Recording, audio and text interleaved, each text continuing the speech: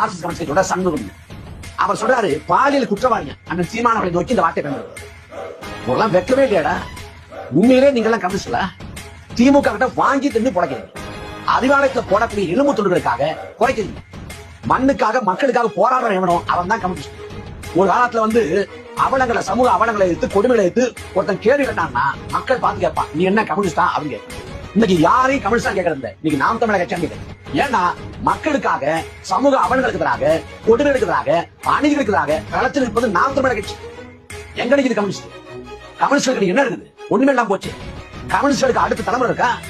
அடுத்த தலைமுறை கட்சி அடுத்த நோக்கி நகருதா? பல மாநிலங்கள் ஆண்ட கம்யூனிஸ்ட் கட்சி கேரளாங்கிற ஒரு மாநிலத்திற்கு கேரளாங்கிற ஒரு மாநிலத்தில் தொடர்ச்சி செய்யப்பட்டுச்சு. ஏன்னா முறைகேடான நிர்வாகம், உங்களோட மோசமான அணுகுமுறை மக்களால அந்நியப்படுத்தப்பட்டீங்க. நீங்க இன்னைக்கு திமுகவுல போய் ஒட்டுணியா வாழ்ந்துருக்கு, ஒட்டுணி போல சார்ந்து வாழ்ந்துருக்கு. நாம் தமிழக கட்சி அண்ணன் சீமான குறை சொல்ல என்ன தகுதி இருக்கு?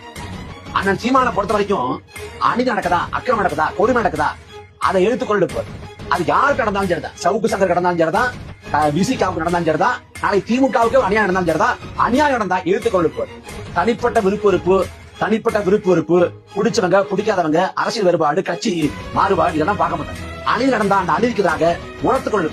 அதான் நிச்சயமா. ஆனா நாம் தமிழக கட்சிக்கு எந்த அநீதி நடந்தாலும் இவங்க வாய் திறக்கவே மாட்டாங்க. ஆனா இவங்களுக்கு பேர் கம்யூனிஸ்ட்.